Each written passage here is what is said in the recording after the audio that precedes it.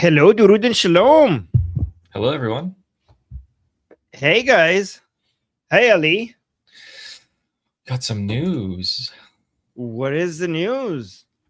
So, internet has been above 80% connectivity in Iran for a couple of hours now.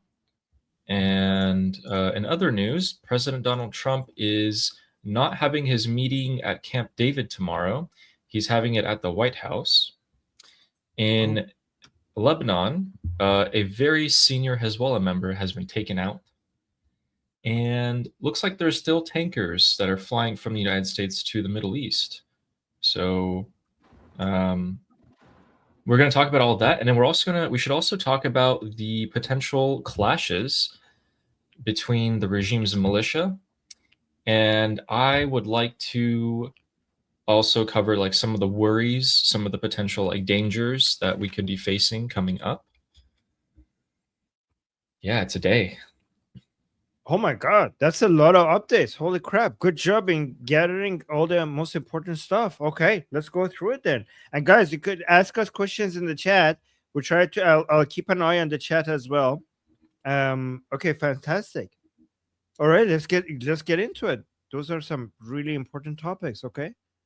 All right, so guys, internet has been restored for many people, not everyone in Iran.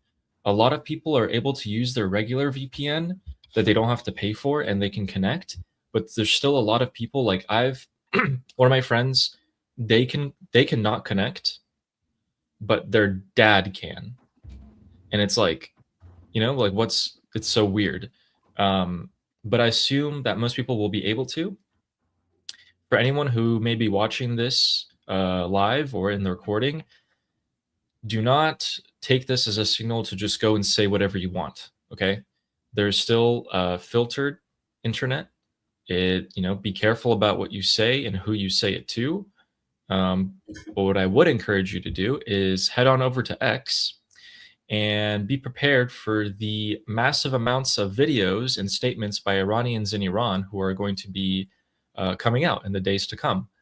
So, and lastly, about the internet, we know that this is something that they can take away. So now that it has been restored to this extent, it is something akin to a tool that the regime can use. Again,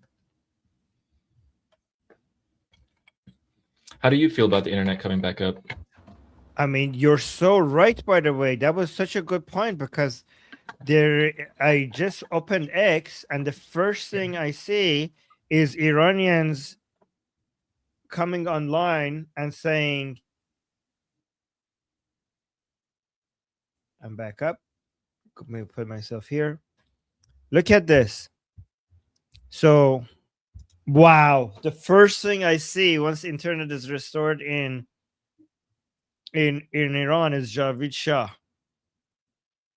Okay, so let's actually translate this into English. Let me just read it in Persian. از داخل ایران به دوستان عزیزم و هم رزمان پادشاهی خانم درود میفرستم. بعد از 88 روز قطعی کامل نت بین‌المللی الان نت مخابرات وصل شد. چقدر دلم براتون تنگ شده بود. اوضاع ما خیلی داغونه. تنها امیدمون اعلیحضرت رضا شاه دومه. تا ابد جاوید شاه #King Reza Pahlavi. Wow. Okay, let's translate that. I'm saying from inside Iran, I send my warmest greetings to my dear friends and fellow royalists, basically monarchists. I think that would be a better translation, fellow monarchists. After 88 days of complete international internet outage, the telecom internet is now back up. I miss you all so much. Our situation is really dire. Our only hope is His Majesty Reza Shah II, forever Javid Shah, King Reza Pahlavi.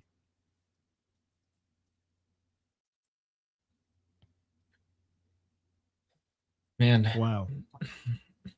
My X has actually been full of January 8th and 9th videos, like things that we can't really be showing.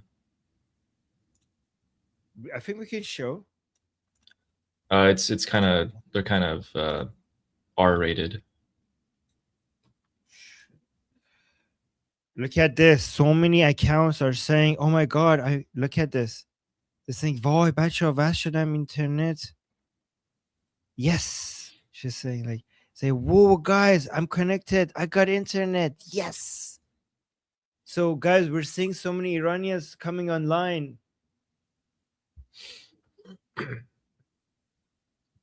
Yeah, so there seems to be two sentiments between the, I don't know, maybe 50 or so like X posts that I've seen by Iranians who've connected. And there's two statements, okay? So there's two positions.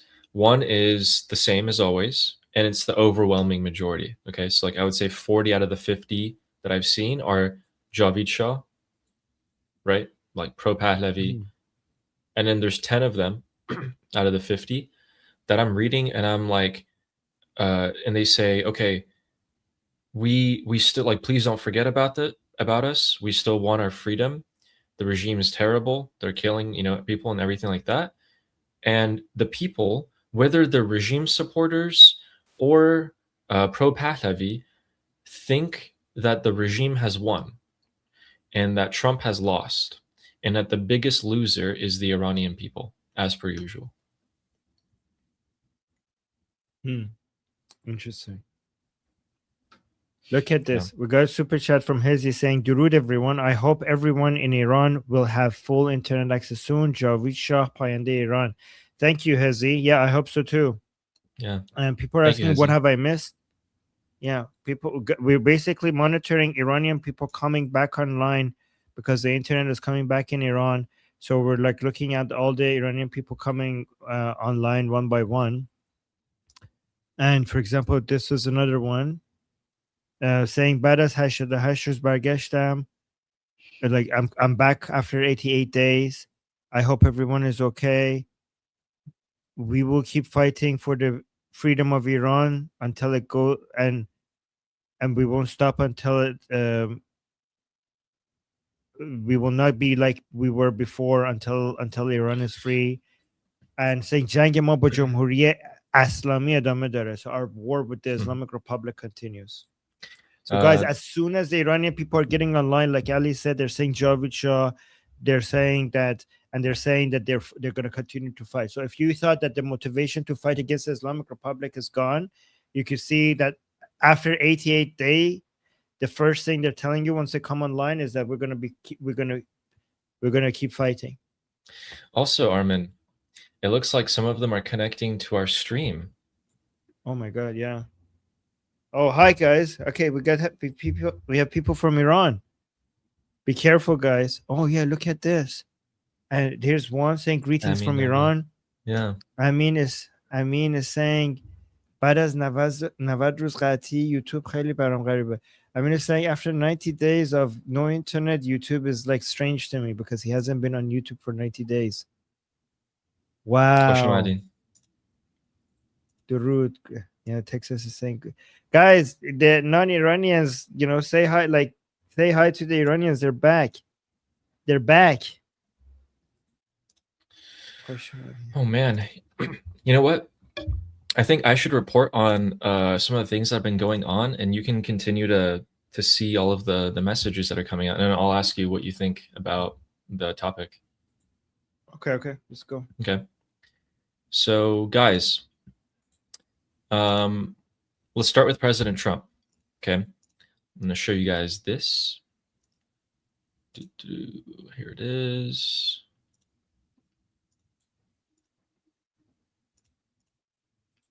Okay, so yesterday, guys, we found out that President Trump was going to go to Camp David to conduct a meeting about the Iran war. The only other time that he would have gone would have been right before Operation Midnight Hammer took place, where they bombed the nuclear facilities in Iran. And that was last year. Okay, so an update on that. President Trump just came out with a Truth Social post, and he said, based on possible bad weather conditions, we will be having our cabinet meeting in the White House, and we'll be postponing the cabinet trip to Camp David. Thank you for your attention to this matter. So this is a thank you for your attention to this matter post. And checking the weather, it didn't seem too extreme. So, I'm not really sure this could go either two ways, right? President Trump could just be like, okay, well, we don't have to have the meeting because we're all on the same page. We know what's going to happen. Or we could not have the meeting because maybe we're de-escalating. So that's the two possible options here. Yeah, and I think that's pretty important. Along the same lines, President Trump and Prime Minister Benjamin Netanyahu had a phone call today, and it lasted a short while. Bibi actually had to leave his cabinet meeting in the middle of it to have this phone call, so it seems like it was pretty sudden, and it did line up, Armin. Netanyahu had to leave his cabinet meeting to take a sudden call with President Donald Trump. The same time that President Donald Trump said, I don't have to go to Camp David anymore. So either they are like, okay, yes, we're going to go ahead with the next phase, or we're going to start de-escalating. So some sort of decision was reached. The news is, and this might be fake news, and you guys tell me in the chat if you think this is fake. There's three possibilities, and guys, I will read your comments soon. Okay. There's three possibilities about the news that I'm giving. One, it's real news, and that's what's happening. Two, it's fake news, and media is lying about it or making it up. Or three, it's deception against the Islamic Republic by President Trump and Prime Minister Netanyahu. Okay, so keep that in mind. And you guys in the chat and Ali, let me know what you think. Okay, so the news out there is that Prime Minister Netanyahu is very angry with President Trump, and he thinks that this is President Trump is eager to go with a very bad deal, and Prime Minister Netanyahu is being left out of the negotiations, and he's trying to find a way to talk to President Trump to stop him from doing this horrible deal. Okay. The thing is that we heard this at some point, exactly this narrative, right at the beginning of Operation Epic Fury, that there was fights between Prime Minister Netanyahu and President Trump, and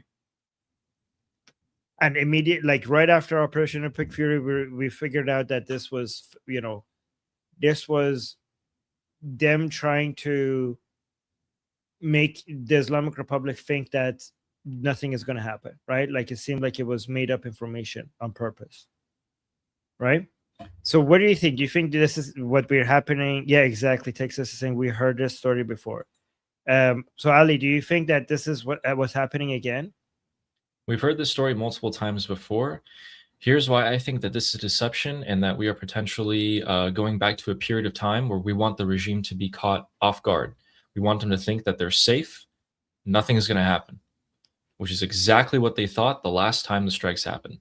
Okay, here's why I think this. I mean, what do you think? We just had a weekend where the Islamic Republic was super alert. They were like, okay, if it happens this weekend. And it wasn't just them. Everyone around the world was like, okay, if the strikes were to happen, they were about to happen, what was like 3 days ago. And they didn't happen because everyone expected them to. And the regime was completely ready. It was heightened alertness. Even the IDF was on full alertness. And then we see in the space of this 48-hour period, okay, the 2 days, going from strikes are about to happen to, a deal is about to happen, to blowing up the boats and all of this stuff, okay? So to me, it seems like we want them really confused, and so many things happen in a short period of time. We want them to think that a deal is about to be made, and we want them to like relax. We can even tell them, yeah, we'll give you some of the stuff that you want, whatever. And they start coming back out, and that's when we do it. So he even gave in your group discussion, I told you to check Trump's Truth Social, and the reason I said that is because he reposted the same post he reposted 8 days ago, which was The regime should come marching out of Tehran with all their weapons held up high, saying "I surrender," blah blah blah, like a humiliation Well, post. he didn't say they should do that. He said that even if they do that, the media would act like the Iranian won. Yeah, true. The the regime in Iran won. Yeah.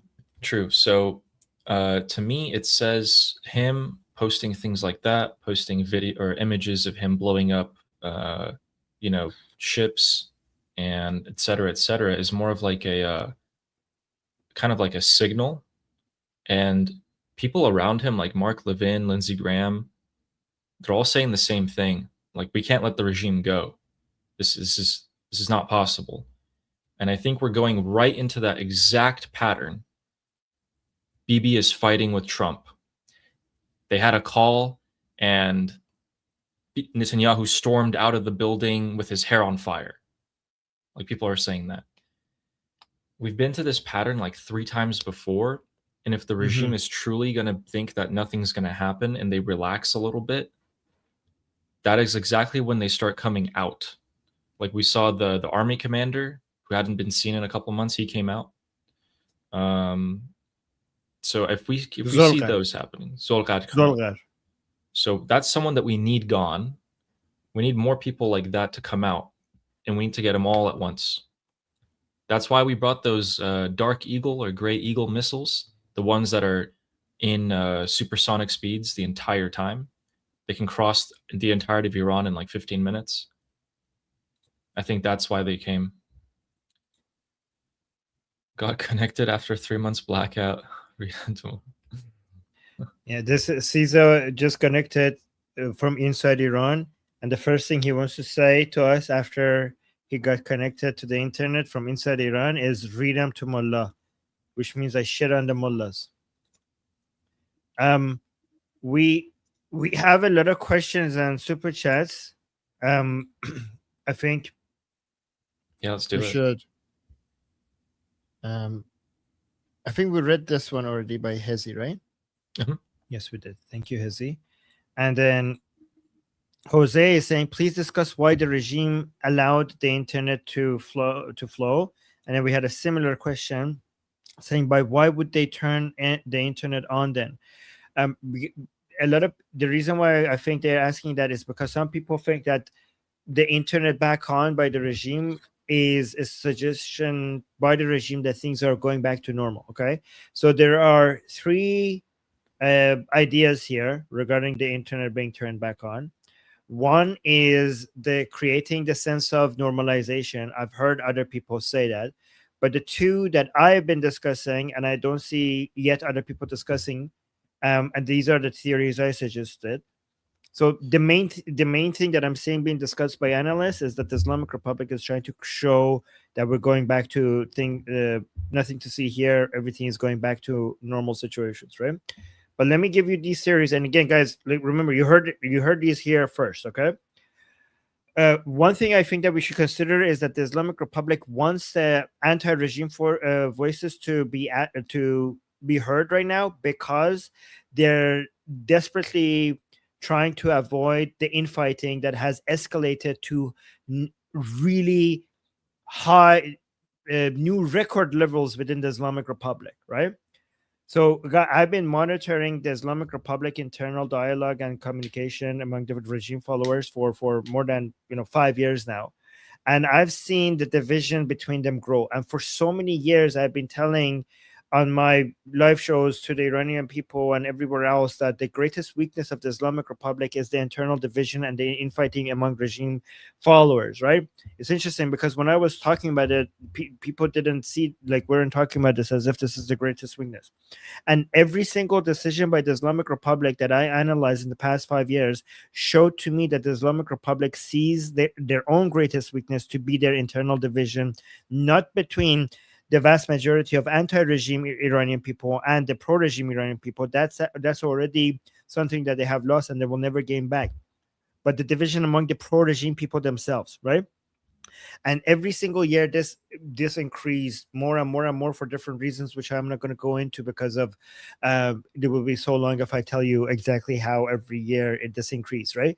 But this ceasefire right now by President Trump has really caused this internal division to get to the highest level, to the point where we have IRGC posting videos of members of parliament saying Pezeshkian and Arakshi on purpose created the conditions for Ali Khamenei to be assassinated, and considering Pezeshkian and Arakshi to be Zionist spies of the Israelis. Like, this is, we had already this before, but IRGC posting a video of a member of parliament coming in this and announcing this is it's the highest level of internal divisions that I've seen in the past forever, basically, right?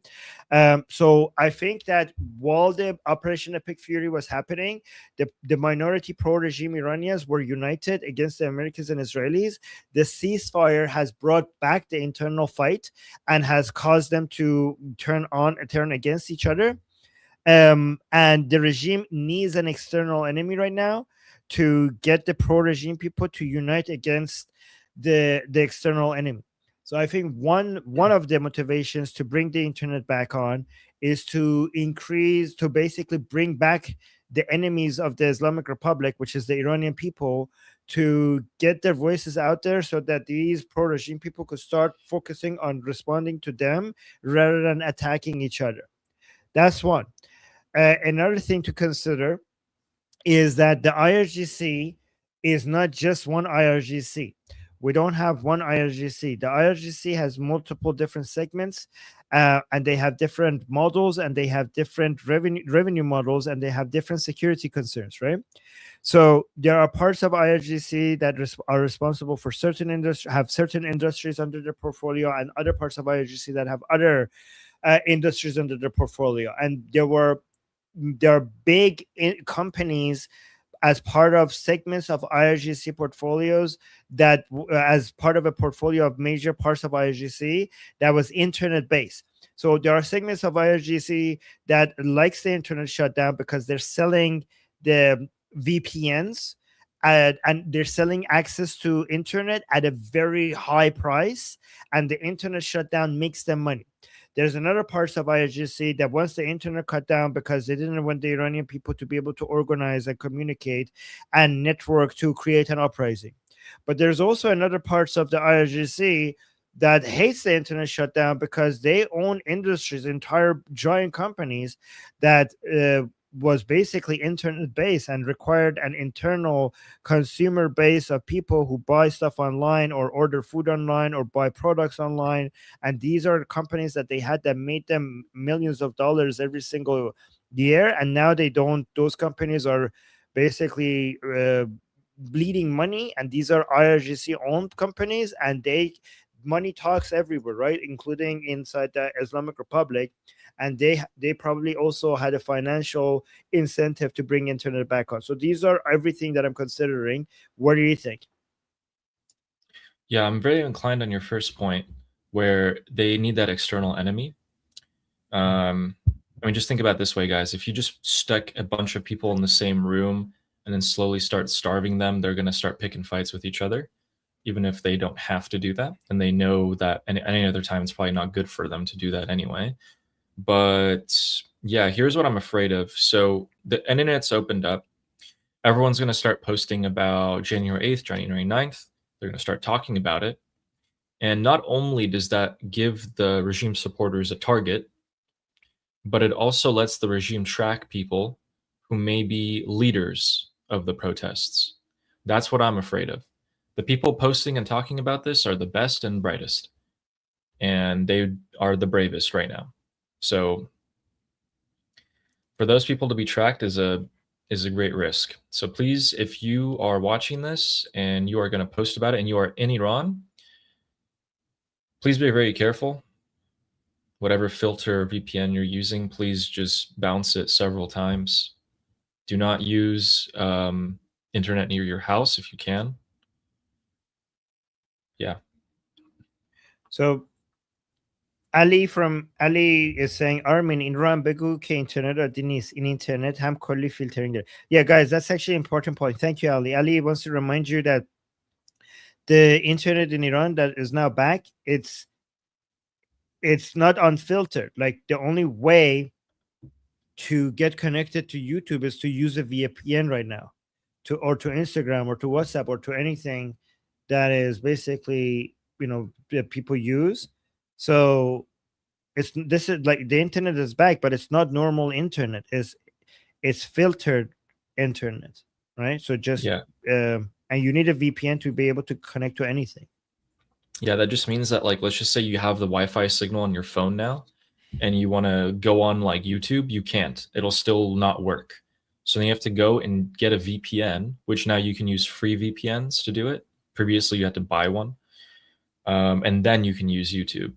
But of course, like, as to the security of a lot of this stuff, it's hard to say. Right. Okay, what do you think about Pezeshkian being the one who was pushing for this and it happened? Pezeshkian is irrelevant. Whoever was in charge in getting the internet back on basically made Pezeshkian announce it as a way so that, because I know that there's a lot of anti-regime people, a lot of pro-regime people who are going to be like, what the fuck are you doing? Why are you bringing the internet back on? This is going to cause another uprising. Let me tell you exactly what's going to happen, okay? Once we have another uprising, okay, let me actually tell you why did make Pezeshkian say that, okay? Because the IRGC or the Beta Rahbari or the Council of the Supreme Council, the Supreme National Security Council, would not want the pro-regime people to get angry with them for the consequences of turning the internet back on. So they're basically using Pezeshkian as a scapegoat. It was like, oh, it was him. And not only that, I suspect that once there is another uprising inside Iran, the pro-regime people are going to say Pezeshkian on purpose turned the internet back on to cause an uprising so he could kill Mushtaba. This is what Ali, you know it, right? This is what the pro-regime people are going to say. They say, like, we knew it. Pezeshkian is a fucking Mossad spy. He's a fucking Zionist. He planned the January uprisings so that they could come and kill Ali Khamenei. And now he's planning another uprising by doing two things. First, turning on the internet, and two, causing economic devastation inside Iran. So the next uprising will create the conditions to kill Mujtaba Khamenei. That's what they're going to say about Pezeshkian. Yeah, in fact, okay, so this regime does this all the time. They pick someone to take the blame. That's exactly what's happening here, okay? And in fact, Pezeshkian's team is doing their best to guard against this. And so this guy, he's in the media team of Pezeshkian, who says the president is responsible for implementation of the constitution and is the highest official authority in the country after the leader. He has sworn before the Almighty Lord to safeguard the freedoms and rights of the nation enshrined in the constitution. If anyone seeks to undermine this position, they have risen up against the nation, the leader, and the constitution. So he's saying that the president is just doing his job and he is the highest official authority after the supreme leader. If you attack him, if you go against him, you're going against God, the country, the supreme leader, everything. Why does he have to say that, guys? Why is he coming out and saying that? It's because people are attacking Pezeshkian, and people will be attacking Pezeshkian. He's going to be the scapegoat. Him and a lot of other people. Can you send me that? That's really good. Ali, you're really good at finding important stuff. Really good. That's all I do. That's really good. We should respond to more people. Shai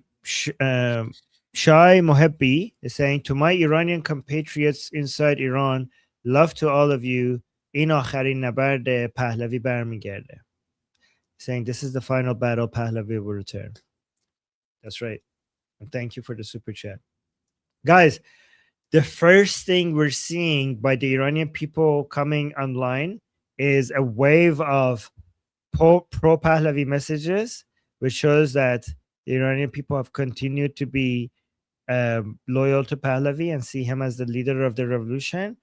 And another thing that we're seeing, the wave of posts right now with the Iranians coming back online, is that they can't wait to go back to battle against the Islamic Republic. So anybody who was waiting for, who thought that the motivation is gone and the Iranian people, because of everything they experienced after January, are not going to fight anymore.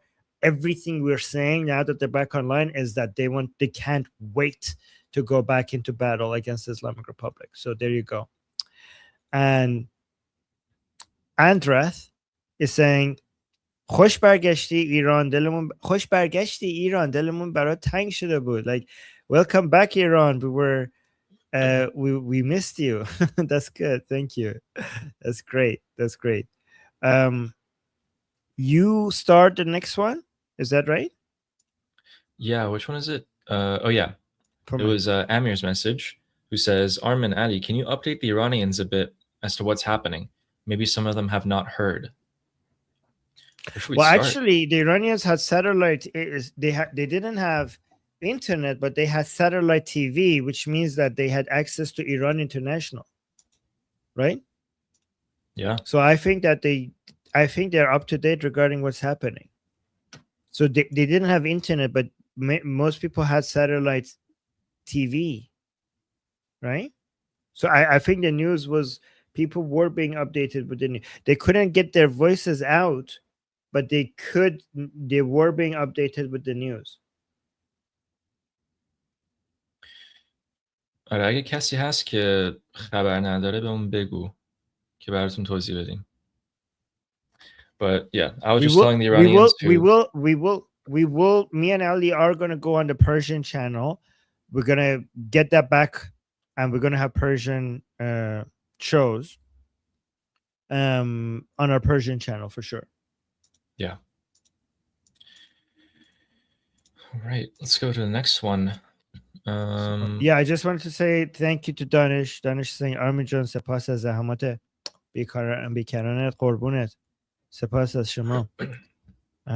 Okay, we already answered that. Okay, Amin is asking. Okay, so Amin is asking if there's any important news. You want to tell Amin? Amin Nova. In Farsi or in English? Well, I mean, we will come discuss the news on the Persian channel. Me and Ali, right after the stream is over, we're going to talk timing. So we're going to go in detail in Persian and talk about everything that has happened on the Persian channel soon. Jamhuriye Bi Khodayan is the name of the channel. And BT is saying the West is crashing out. Is this why the Islamic Republic is opening internet back up to kill morale? If not their intention, it's still dangerous of us. Wait, what do you, Ali? What do you think? To kill morale. Look, in the short term, it's not going to kill morale, but in the long term, it might. So here's why it could kill morale. It could kill morale by making Iranians think that things are just going back to the way they were. They came out, they died, they fought, and nothing happened. Now the internet's even back on. We're going back to the way things were. That's in the long term. In the short term, Iranians are happy to be reconnected, and now they're coming out and they're saying Javid Shah, don't forget about us. This is our voice.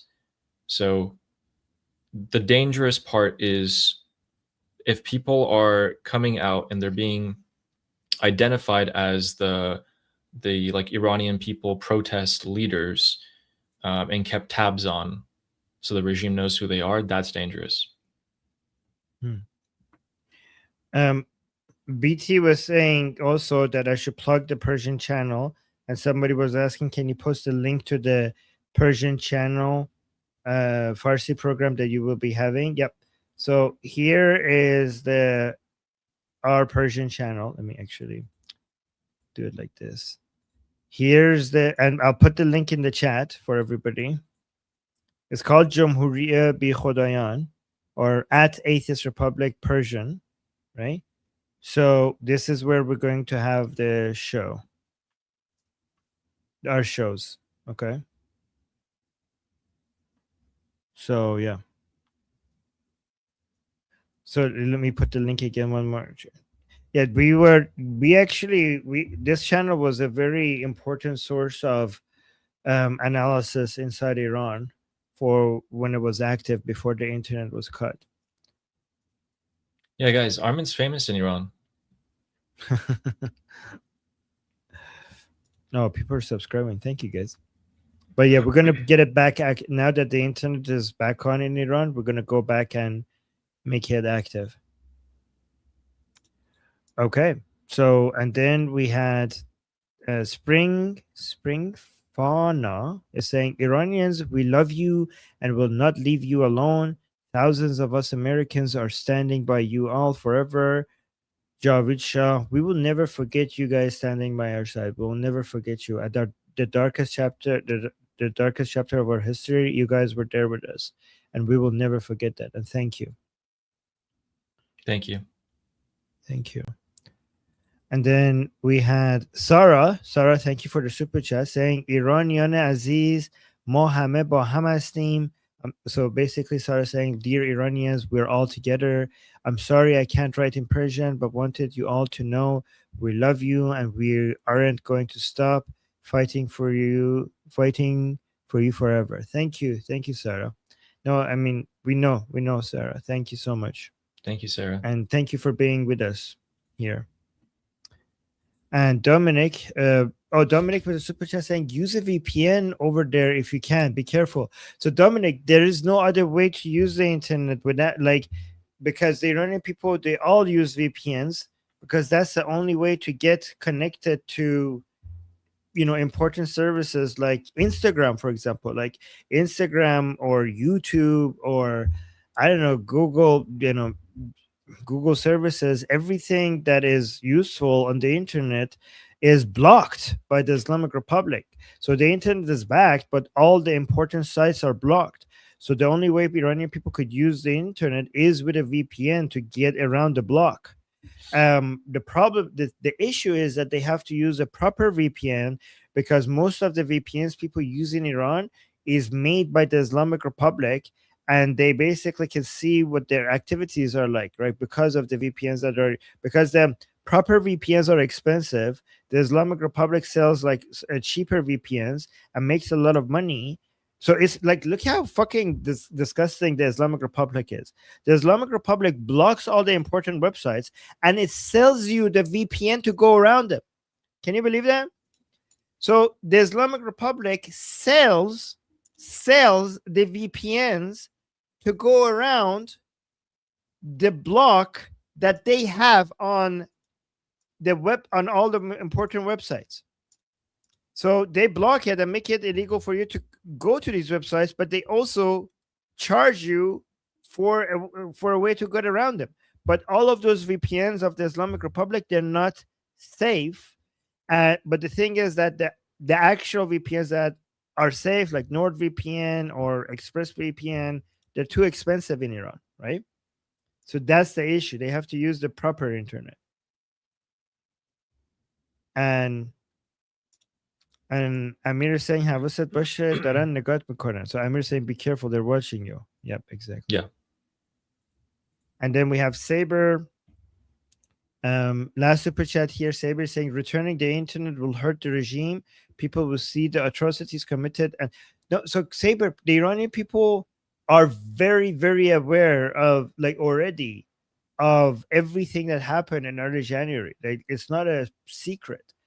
The Iranian people have seen the news. Like, they have satellite internet. In fact, they are more aware of the news than we are because in fact, I think that they know more details than the rest of us, because without the internet, there's really nothing to do, for most people. Imagine there's a lot of people, they lost their jobs and you can't even go, on the internet to pass the time. So the only thing you could do is just like follow the news on satellite TV on Iran International. So yeah, saying people will see the atrocities committed and be enraged. They're already enraged. Like, they can't get any more enraged. The Iranian people know exactly what the regime has done. And from the beginning that it happened, I mean, shortly after, and they're already enraged to the max, saying, and come out in droves almost feels deliberate. I mean, that's what the regime will try to say against Pezeshkian, but I don't think that there's any way to get the Iranian people right now, at least regarding the massacres of early January. I don't think you could get them angrier than how angry they are already. I mean, I don't know. What do you think, Ellie? I think they're desperate. They don't really. I mean, this isn't the perfect move for them, right? It's it's only something that in the long term really helps them. Because all okay, so keep in mind, right? The IRGC controls most of the major industries, and you need internet for all of that. So long term, it helps them. Short term, it hurts them because now all of these people are going to come out and put all this stuff. But it also helps them in the sense that all the regime supporters, as Armin's saying, now have this target, right? The Zionist American scum, whatever they call them, which is all of us. So now they're going to come and start attacking us. We might even get trolls in the chat here more. By the way, Saber Coaching, thank you for asking, thank you for your super chat. And thank you for mentioning that, because it's important that we add these details, because based on this, this is a good question. Dave is asking, can outsiders purchase VPN and send access code or something? I did that with some of my friends inside Iran. So yeah, and they got access to internet better in a safer way because of the VPNs that I got them. But I haven't seen this being done in a mass. Like, maybe there is, but other than knowing people there and telling them, hey, here's how to here's the username and password to the VPN I got you, I don't know if there is a way to do that on a mass scale. Like, how do you scale that, right? But yeah, you definitely can if you know people there, and you could just send it to them. But be careful, by the way, because I know these people you might be taken advantage of by by bad actors if you don't already know these people personally, right? Like, when I did that, I knew these people personally. They were my friends inside Iran, right? So you might be giving VPN to an IRGC person if you don't know who these people are, right? So you have to be careful. Oh man. Yeah. Okay, so the super chat. Wait, we still got some. Yeah, two more. Neil Bunny saying, and Neil Bunny gifted 10 memberships to the people in the chat. Thank you so much, Neil Bunny. Thank you. And Neil Bunny is always so kind. Thank you. Saber is saying, not of January. I'm talking about everything after, since they've blocked internet and have been lying about. So yeah, I understand what you're saying. Let me tell you. Even without the internet, in the past 88 days, the Iranian people, they follow the news, especially the ones who are active, they follow it religiously, every single detail. They don't miss anything, because they're following, they have satellite internet. So they're following Manitou and Iran International, and they don't believe anything from the straight propaganda. Like, even if the Islamic Republic accidentally, for example, says something that is true, they will assume that it's false because the Islamic Republic said it. So they're not going to fall for any of the bullshit of the Islamic Republic. If in the middle of the day, here's the thing, guys, if in the middle of the day the Islamic Republic says it's daytime, many Iranian people it must be night then if they're saying it's daytime. I know I'm slightly exaggerating, but that's what people say, right?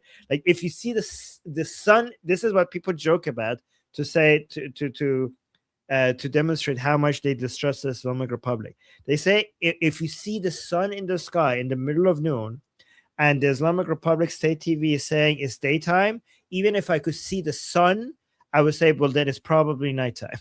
If they're telling us that it's daytime. Because when the strikes were coming, when the regime was like, okay, we're pretty sure the strikes are going to happen, the US is going to start Operation Epic Fury, they started telling everyone in Tehran, leave the city, which was not a good thing, right? They were afraid that the strikes would happen and the people would rise up right after, and they didn't want them there. They said, everyone, leave Tehran, evacuate. You know what people did? They stayed. They would rather stay and be under the bombardment of the US and Israel than to leave and listen to the regime. This is not an exaggeration. This actually happened. Yeah, here, this Iranian is saying in the chat that that's not an exaggeration. Okay. And BT, thank you so much for the super chat. Thank you so much. BT saying, how much to sponsor a VPN? We can send you dollars. Guys, I don't want to. I think we should that should be something done with somebody more technical than me. I will So here I can answer that for you. coordinating that would be, yeah, go on. I don't want to be Yeah, yeah. responsible for like making a mistake and being responsible for someone's security, but you go ahead, Ali. Yeah. Here, I can answer this, BT. So Prince Pahlavi made a team of really high tech people with a bunch of engineers and everything. And they've been preparing for the moment that the internet would be reconnected. Now that it will be, they're going to start coming out and giving their plans and etc. So let's wait on that. But what we don't want to do is just gather money and just not be completely sure as to like what's happening with it. So unless Crown Prince Reza Pahlavi himself and his team come forward and tell you what you could do, Right. let's hold off on that. If you know someone in Iran, you can go and buy a VPN yourself and send it directly to that person that you know and trust. Other than that, let's wait. Yeah, but only don't do it if somebody tells you like, oh, I'm a freedom fighter, I've been doing this, Javid Shah. Just like if you don't already know them personally, for years of talking to them, don't just trust that. Okay, like I even have people that I consider my friends, and I don't want to offend them, but I can't be 100% sure that, or there are only a very few people that I could 100% trust, 100% trust, right?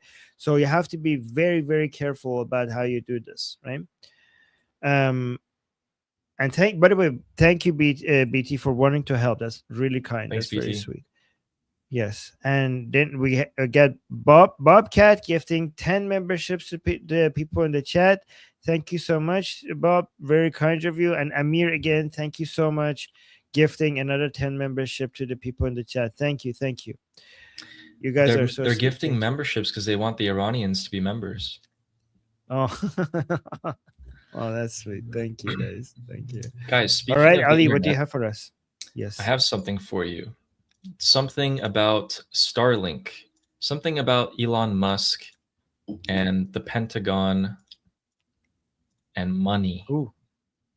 Okay, this is not great news, guys. So there's reports that Iran International has posted this. They said that the Pentagon and Elon Musk had a falling out regarding giving Iranians internet. Elon Musk wanted to charge $500 million plus another $100 million a month, and the Pentagon said that's too expensive. So it didn't happen. Wait, see, go back up. Go to click on the picture. What is this? So why did it not happen? It's too expensive.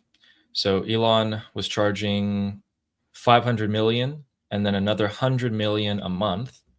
The Pentagon said that's too expensive, and I guess Elon didn't lower it, and the Pentagon. I mean, they didn't work around it. So people are saying this is not true. It's not true. I don't know. I mean, Reuters. It says by Reuters. We have to. Some people are saying not true. Okay, yeah. I just thought since Iran International and Reuters posted it, that had some credibility to it, but no, I mean, I'm not saying it's not true. I'm not saying it's not true. It might be true. I'm just saying I'm saying some people in the chat are saying it's not true. I didn't claim it's not true. I mean, I hope so. Yeah. I hope so. Yeah. And Ali in the chat, علی saying آرمین ما به برنامه فارسی نیاز داریم همه یا امید دروغ میدن یا ناامید میکنن مردم. علی I'm gonna put علی دارم برنامه فارسی میذارم. So Ali saying we need Persian shows. Yes, we will. برنامه فارسی میذارم حتما. بعد از این برنامه با علی با این علی. Okay, I'm talking to two Alis here. The Ali in the chat and the Ali next to. It's okay. So it's Ali takeover. I'm gonna talk to Ali about schedule and maybe on Discord as well regarding the best timing for it. Okay, so I'm gonna bring again here. Darius is saying, Shara Armin دیگه برنامه فارسی نمیذاری. Darius is saying, Armin, why are you not putting Persian shows anymore? Because there was no internet in Iran. And I was focusing on making, I was focusing on making English shows, you know, and to keep attention on Iran. Darius, روزی 8 ساعت دارم لایو میرم تو بخش انگلیسی. الان که یه تره برگشته برنامه فارسی میذارم. Okay? Now Armin's going to go live 5 times a day. I have to figure out how, but I will. Maybe you replace the morning segment where you scream at Piers Morgan with this, with the Iranian one. No, the thing is the Piers Morgan segment is bringing new people to the channel, and then they would pay attention to the Iran stuff, okay? I'm casting a wider net. Without the Piers Morgan I've noticed without the Piers Morgan segment, the channel is dying. The Liberty Politics, the growth goes to basically nothing without the Piers Morgan segment. I need to use the Piers Morgan segment to bring people to the channel so that the other shows will introduce people to the Iran stuff. See, like we need Armindrans. Exactly. I see. So I'm doing 4 shows a day. I need to figure out how to do 5 instead. Man. Well, we'll figure it out. Yeah. Nima is saying RIP Armin's sleep schedule. I'm actually thinking of like eating faster, like maybe like figuring out how to finish eating my food in 5 minutes, and then maybe how to listen to some of my content that I get updated on in the shower to squeeze as much time as possible. But yeah, we'll see. Well, why don't you eat during the show, but just like put your screen away for because like I can't. Yeah, maybe.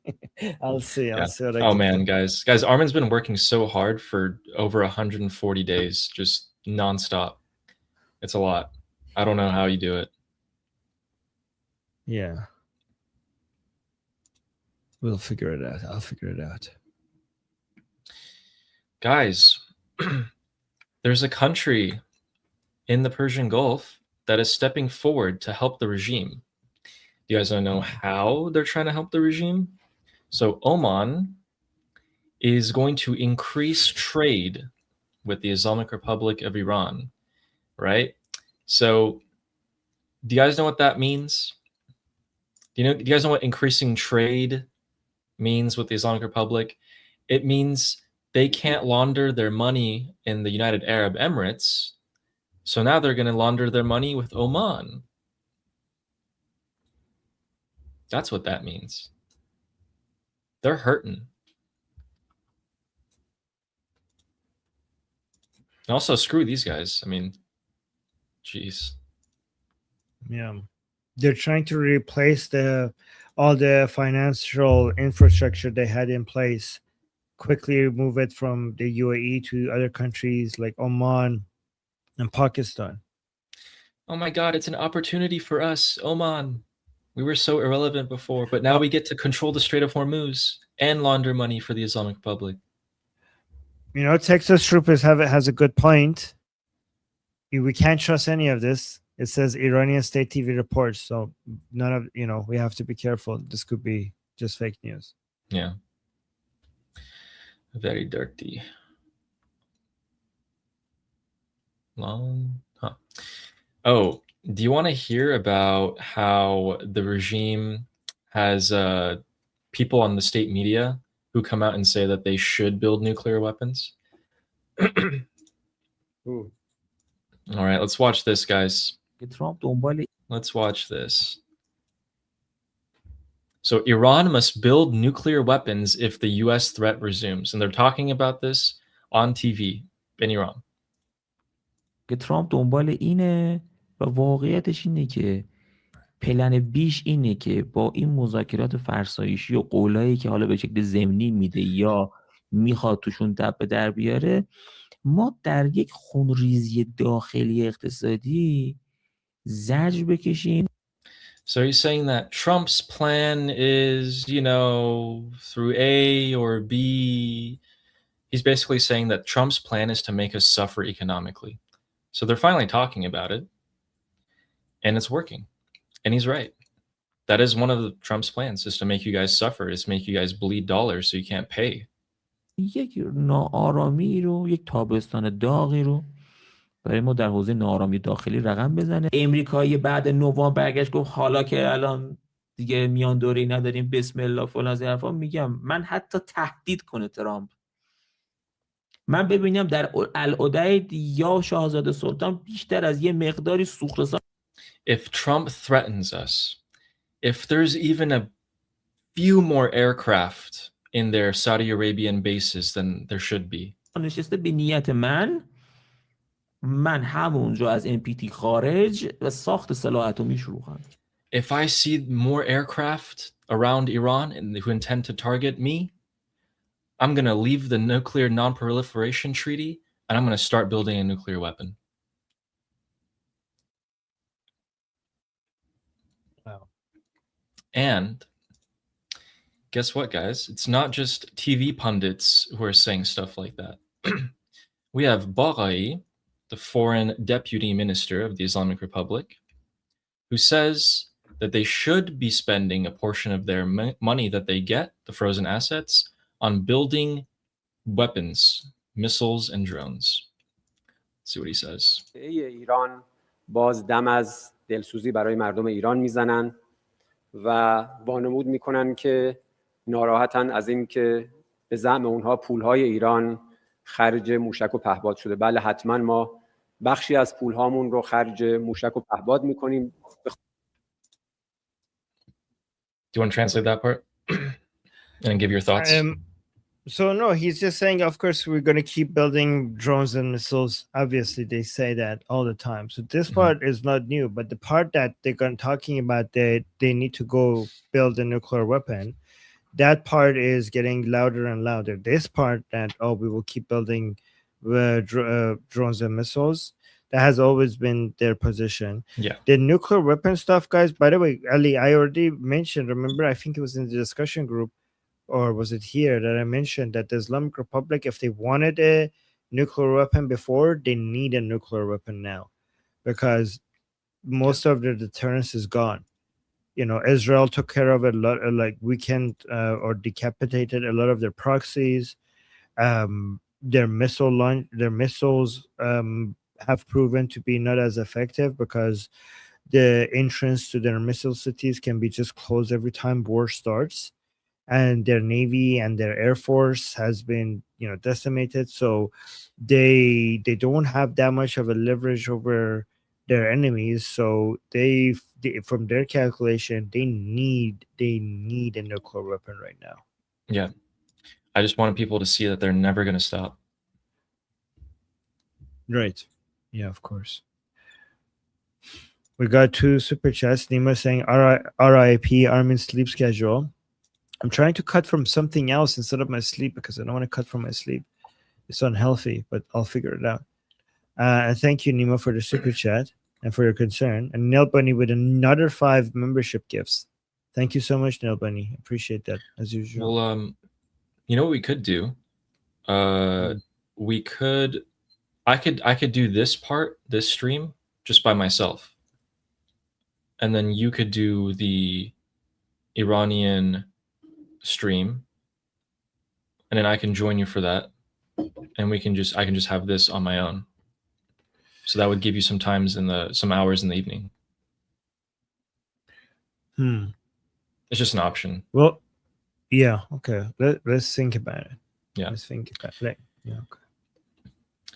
But I really like, this is the only time I get to really engage with the chat though here, right? Yeah, this is fun. And I think a lot of people, I think a lot of people, you know, come to this segment because they have questions for both of us. And we spend the most time talking to the chat and looking at what they're saying. That's why this live stream is unique compared to the other live streams that we're doing. I agree.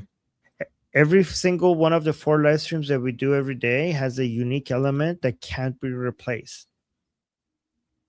Right? Well, you can clone yourself. You could. Oh, okay. Well, that's Maybe- actually doesn't work because even if I clone myself, my connectome would not be the same, right? So a Hmm. clone of mine would not have my connectome. So it's not, I am not my DNA, I am my connectome. See, I'm getting nerdy now. I am not my DNA, I am my connectome. So cloning would not work either. Well, if you raise a son, Oh. he could do what you do. Armin's army. Yes. We'll see. This is what, by the way, this is why you guys should join our discussion group, because the discussion group is actually where we're trying to raise an army to create people like me and Ali. And soon we're adding a third person. You know, Guy is joining the army. Okay. And this is the incubator for this army, right? So Liberty Politics will, right now it's me and Ali, but this is the discussion group is an incubator for an army of people who will come here, and eventually the goal is to have live shows 24/7. So so at any time you will be able to come here and continue the discussions. So that's what we're doing with Liberty Politics. We're having discussions, and from those discussions, we're creating people who will pick up the live streams and, you know, make sure that we are always live. And then after that, I have another plan, which will go from discussing politics to doing politics. But that will be, we'll talk about that when we get there. Yeah. Let's help Armin achieve his dreams. Our dreams. Our dreams. Yes, yes. Well, You have- people are. Yeah. What was that? People are what? People are giving you suggestions on what you should do. What is the suggestion? Um, here. Yeah, I don't know if I could be effective doing that show. And that's not just the Piers Morgan show. Like, I have other people that I want to attack, like Tucker Carlson, Nick Fuentes, I don't know, maybe the Anna Kasparian, the TYT show. I want to go Mehdi Hassan segments. I want to respond to all of them, right? Honestly, in 1 hour, I don't know if I would be able to like get anywhere, right? Yeah. So yeah. Yeah, you're stretched thin. You know who came out? I think this was today actually. So this guy is the IRGC deputy coordinator, or maybe he's the Army's deputy coordinator. And he came out and he said something kind of funny. It's 12 seconds long. You want to listen to it? Yeah, sure. Let's do it. All right, let me put this up. There it is. All right, let's see what he has to say.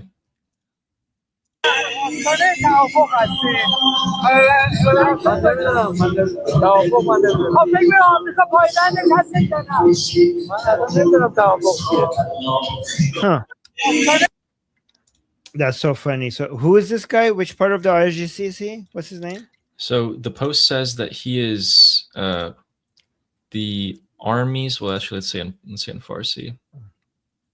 Artesh.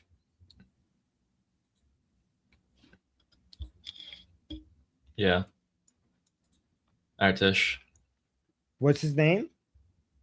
I don't think they said his name. Okay. So they asked him, are we getting close to an agreement? And he basically says, what are you talking about? What's an agreement? So the journalists didn't understand what's happening here. So like he just explained, and he responded like, no, I don't even know what an agreement means. So he's basically trying to be sarcastic, like joking. He's saying that the word agreement is not in my vocabulary. So basically, in a way that he thinks he's being funny, he's trying to suggest that I don't even know what an agreement means, meaning that we're going to continue fighting the Americans. Strength, guys. They're super strong. Also, the IDF got rid of the newly appointed head of Hamas's military wing.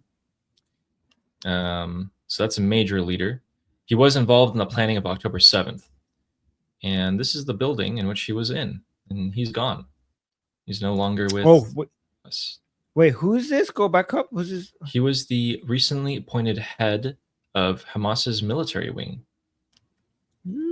I thought So there was after a ceasefire. No, they've been hitting them this entire I'm time. joking. Yeah. Oh yeah. Damn it. No. Yeah. Okay. No, by the way, this is actually a good example of how Israel will never stop hitting not just Hamas but the Islamic Republic. This is what ceasefires look like to Israel. Okay? This is what peace deals and ceasefires look to Israel.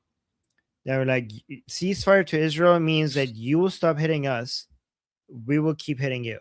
Okay, that's what ceasefire means to Israel. So Iranians, just know that if at any point you hear that a deal is being signed or we're getting close to a ceasefire, this is what a ceasefire looks like.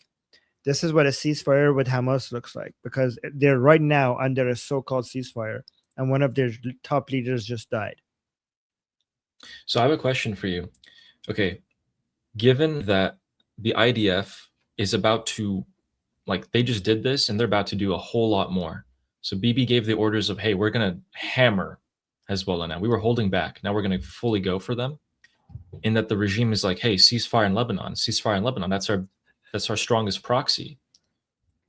How, like, do you think there's a way where the regime could possibly let go of their ceasefire in Lebanon clause, or do you think that's like that is as important as like nuclear weapons for them? Well, what's the most important thing to them is survival, right? And abandoning Hezbollah is basically a fuck you to all the principles of the Islamic Revolution, right? And a fuck you to the principles of the Islamic Revolution means that loss of legitimacy among their followers. Let me tell you, this is very interesting. Okay, let me tell you a take that I'm not saying I agree with, but I will provide you some context, and you guys in the chat, let me know what you think about it.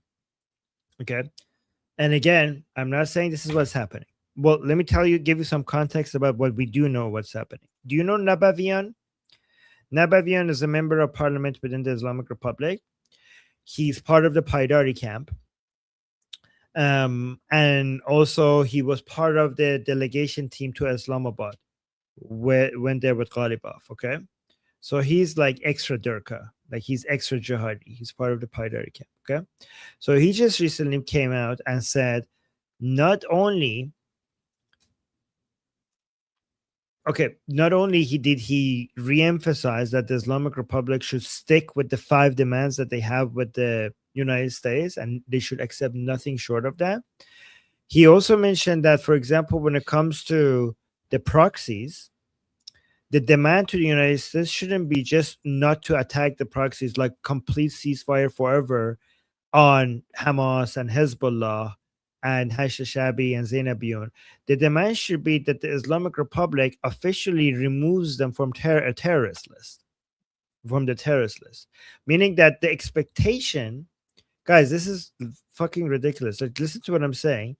The expectation from the Paidari camp is that we will not accept a peace deal and a ceasefire deal with the Americans unless, on top of everything else that they're demanding, they come and announce that Hezbollah and Hamas are not terrorist groups anymore.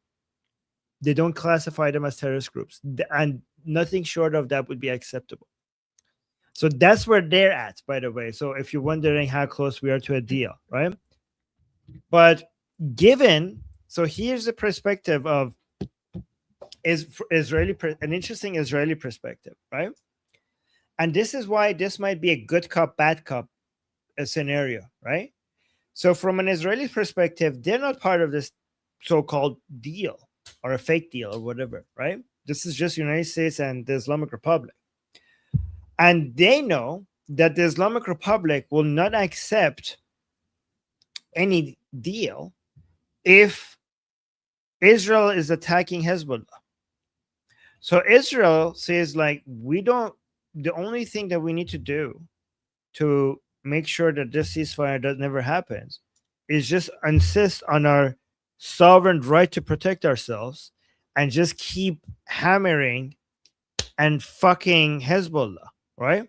In fact, if anything, how about we double it, right? So from Israeli perspective, they don't even need to really, negotiate with the Americans or talk about whether the ceasefire is good or bad. Just keep fucking up Hezbollah. And as long as you're fucking Hezbollah, right, this deal is not going to happen. And the regime cannot sell the agreement to its followers. And United States could also be like, what the fuck? Well, that's another separate country. Like, you guys are asking me to violate another country's national sovereignty. Like, how is that? How am I going to do that? Like, so this is one of the many Achilles heels of this whole deal happening, is that Israel doesn't want a ceasefire, and Israel knows that as long as it continues to, attack Hezbollah, then Islamic Republic will not be able to convince their regime followers that we have a deal. Oh, there we go. Guys, not only did the Islamic Republic spend billions to build, fund, and make Hezbollah and Hamas and the Popular Mobilization Front, others, the way that they are now, they can't abandon them. Even if they abandon Hezbollah right now, do you think that they can get another proxy group in the future and build it up to the same strength and have the same loyalty from them in the future, knowing that the new Hezbollah, the future is going to be like, well, they abandoned the old Hezbollah. Why would we be like so loyal to them this time? If there's no ceasefire here, they're not even thinking about us. No. Destroy Hezbollah, keep doing it, force the regime to do something that they don't want to do, make them make a mistake. And this goes back to the grand strategy. So from the get-go, the United States and Israel knew that the most destructive thing that they could do to the Islamic Republic was have their followers fracture, have them internally fracture. Okay? And it's a super obvious one if you think about it. You got, 85 million people that don't want the regime. You got like 5 million people who do. Fracture the 5 million, make them into different factions, make them weaker. It's more than any bomb could do. And this is exactly one of those ways. Yeah. So, you know how you said that guy's very Durka? Someone actually made a Durka graph. Oh my God. Yeah, so Miad Maliki, who's in FDD, has made a graph for us. So Zarif is actually the smallest bar at the Wait, very can you top. zoom in? Yeah, maybe I should copy image. All right, here we go. And can you send that to me? That's fantastic. Yeah. Okay, guys, look at this. So Laurie Johnny, okay, he was taken out. This guy was pretty hardliner. He's only up here. He's all the way up here, not even that much. Let's just say 85, okay? Ararchi, right now, 89. Let's see who's at the very bottom. Oh, Mojtaba at 95. He's the most Durka, which is, I mean, yeah, he's pretty crazy. Is there anyone here that shocks you? Or do you think this is pretty much Wait, correct? this is wrong. You think so? This suggests that Mojtaba is the most Durka? Who should be The most hard. who should be above him? Oh, so many people. Sabiti, Nabavian, Mir Bagheri, Jalili, Mahsuli. Okay, I hope Miad comes out with an updated graph. I mean, these are only like, this is like 10 people. I guess these are the famous people. I guess among only the 10. It's famous the top people. 10. Huh? It's only 10 people. Yeah. Okay. Among famous people, Jalili should be more jihadi minded than Mushtaba. Jalili. Oh, look at this. Like somebody said that in the chat. Saeed Jalili should be ahead of Mushtaba. There you go. Basically, everybody everybody that I just mentioned is in the Paidari camp. Nabavian. What's that other guy's name? There's another member of parliament. Rasai. Yes, Rasai. Sabati. For sure.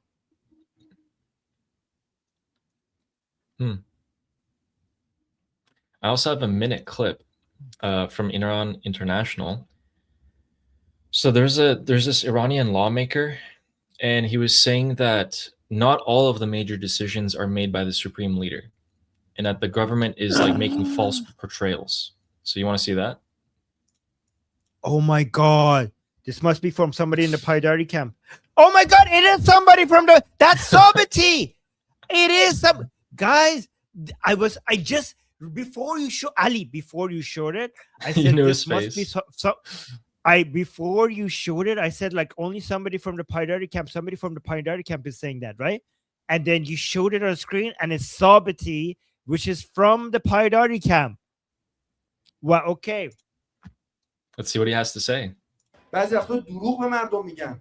یه عده آدم نمیدونم بگم نادان، بگم مغرض، میان یه روایتی از تصمیم گیری در کشور رو برای مردم جا میندازن که شما مردم وقتی گوش میکنی میگی اگر اینطوری که همه چی دست رهبریه.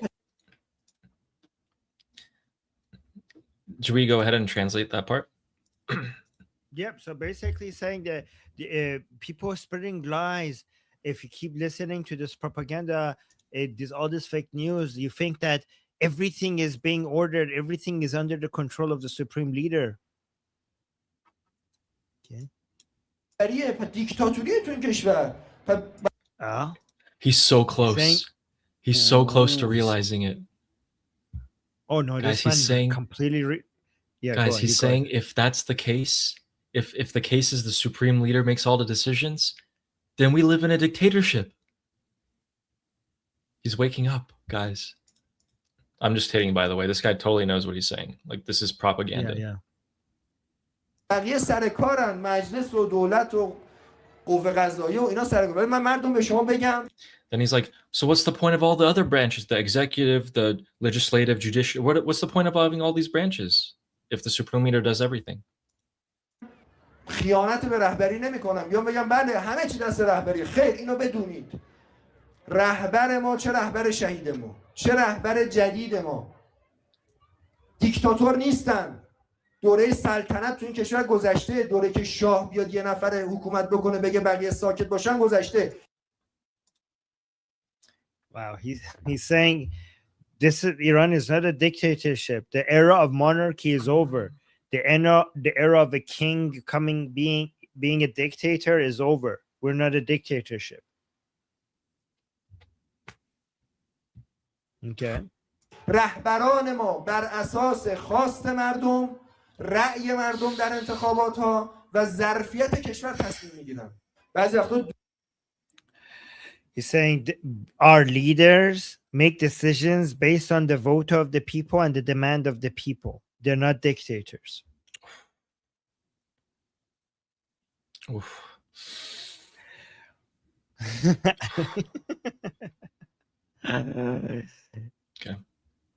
Okay, Anyway. Ali, what do you think?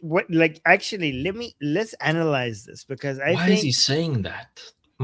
I know exactly why he's saying that. Armin, why is he saying that? What do you think, Ali, he's saying that? Well, like, what do you think? Because that sounds retarded, right? That the Islamic Republic is not a dictatorship. We had dictatorship under the Shah, under the monarchy, but now the supreme leader doesn't make all of the decisions.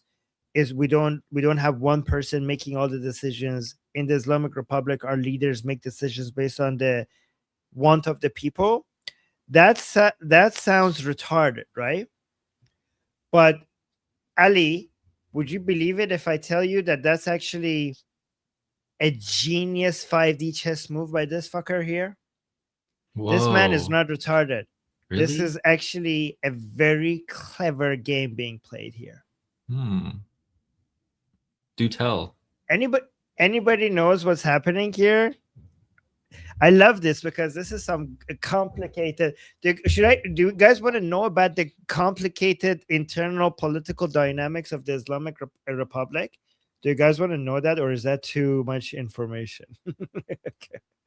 So remember when you played, but before you played it, I was like, somebody that must be a member, a Paidari camp person saying that, right? So let me see. Do people? Oh, you want to know? Okay, so this is what's happening. Okay. So he's challenging Ali. He's challenging the position of the supreme leadership. Okay. And Armin, why would he want to do that? Because the Paidari camp don't see the supreme leadership, the Khamenei camp, to be Islamic enough, and they're in competition with them for power, right? So you're saying that the hardliners, the really Durka people, are trying to gather more power right now? Yes, they're competing with the. So the Paidari camp is in competition with the Khamenei camp, with the supreme leadership, with the current supreme leadership institution, right? And who consists? Who's in the Paidari camp? Like, are they IRGC? Are they mullahs? No, they're not IRGC, and that's the problem. They don't have much military power. They only have pure ideological. So what they have is, okay, so IRGC has a lot of money and a lot of military power. The institution of the supreme leadership has money, a lot of money, not as much as IRGC, no military, but a lot of people power among regime supporters, right?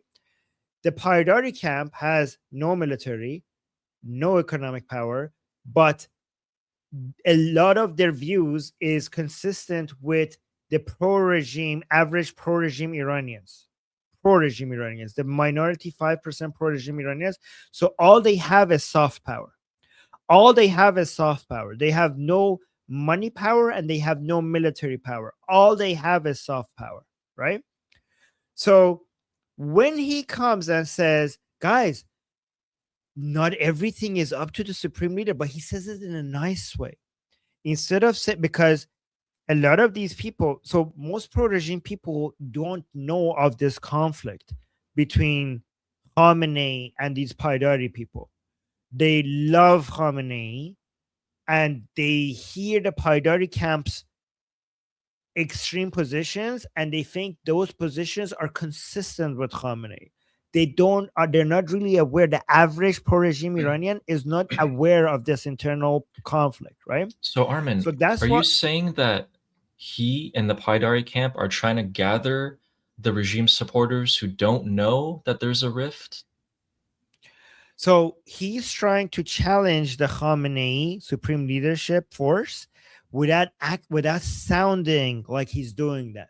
Because if he sounds like he's doing that, he would be like dismissed. No, he would be completely like the pro-regime people would be like, well, fuck you, that's our dear supreme leader. Like he would lose legitimacy, right? So instead of saying like we should rely on our own decisions instead of constantly listening to what the supreme leader is saying, he does it in a more clever way. He's like, guys, we don't have a dictator. That means that we can't just always wait for what Mujtaba Khamenei is saying. We can rely on our own decisions because he doesn't want to control.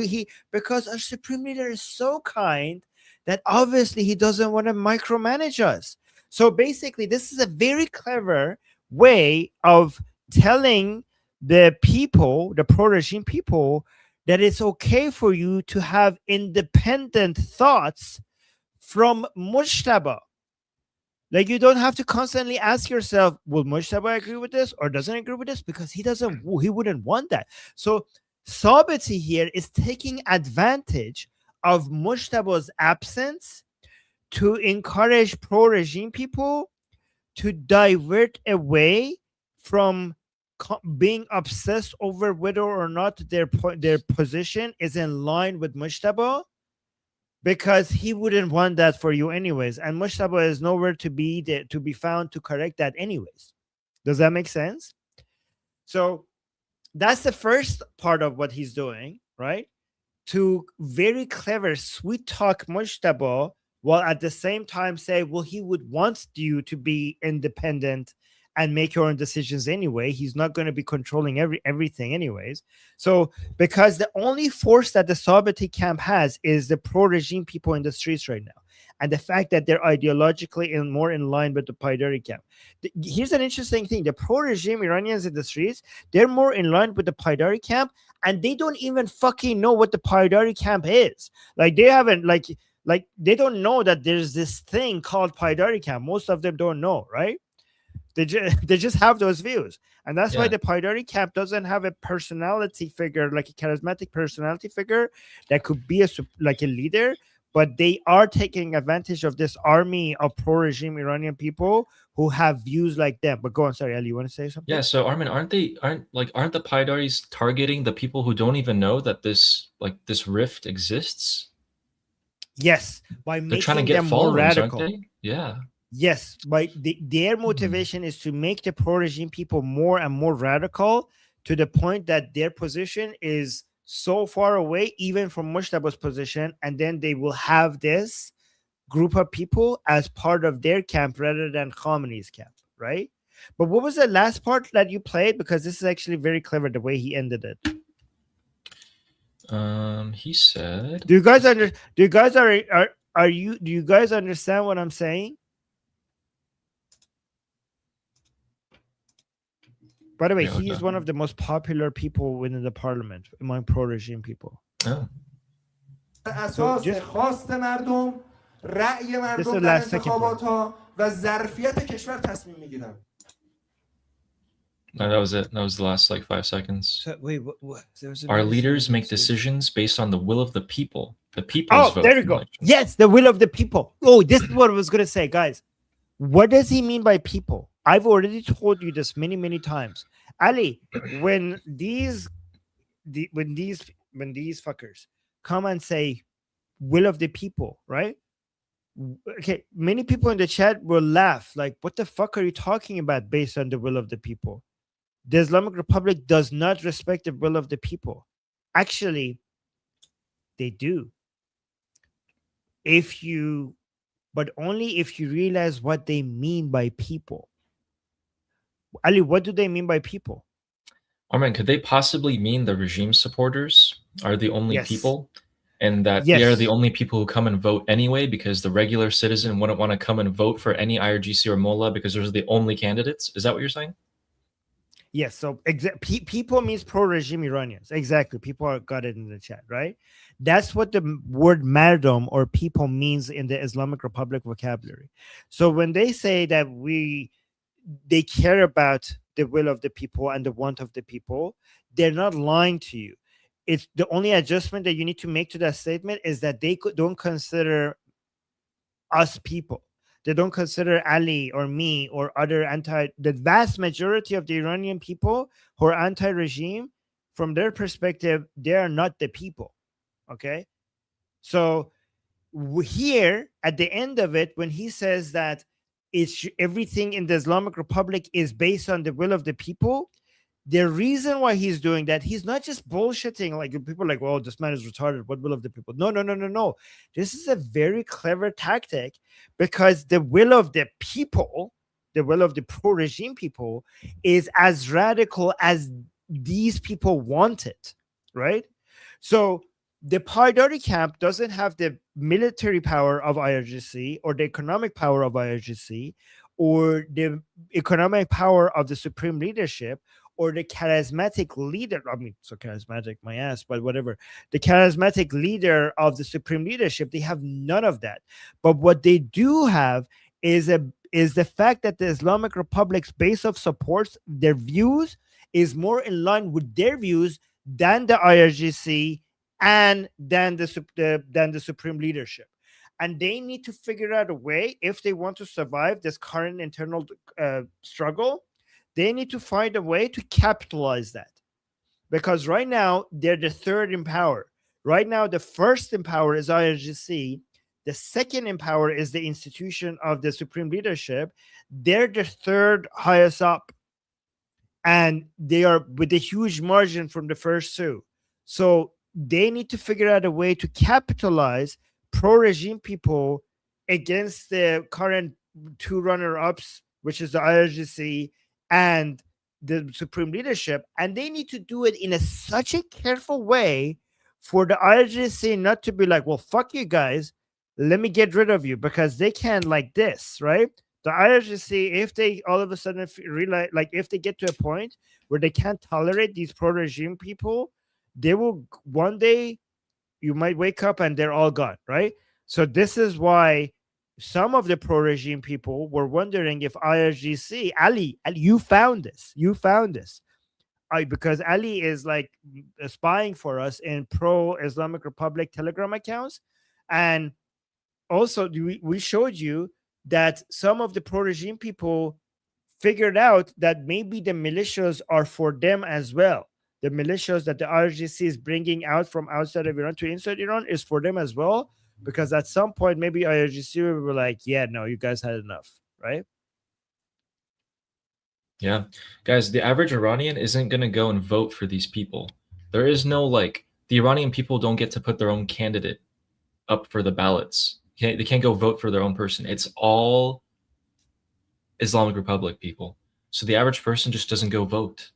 So the only people who vote and has a say are the regime supporters. And he's trying to get the regime supporters under like Mojtaba and a lot of the other camps to be like, wait, you guys don't have to be where you are. You don't have to vote and want the people that you want. You could vote for other people. We're just saying other people. Could be us. Who knows?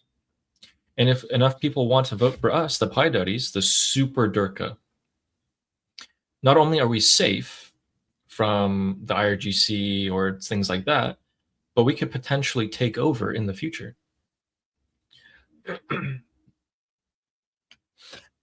Ali, I think most people didn't understand the significance of this video that you showed. How many people liked it? Like, this is important. This was posted 3 hours ago. 9,000 views, 38 likes. 38 likes. I don't think most people, guys, even most analysts on Iran, even the people that have studied all of this for decades, okay, do not understand what I just told you. Like, did not understand the intent, this level of detail. Like, if you go and listen to podcasts and experts showing up on different mainstream media outlets, they don't say, like, they can't even begin to understand this level of detail of what I just explained to you. Like, this guy's trying to hijack and take advantage of this situation. And he's trying to get more supporters for his own side and take them away from other factions of the IRGC and the Islamic Republic. This is good. This is good. Division. Chaos.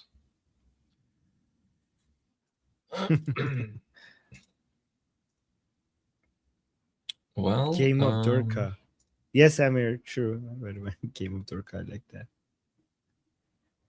Yeah, there's also another statement. So Pezeshkian came out and said, but this is a 4-minute video, so we're not going to watch it. I'm just going to tell you what he said.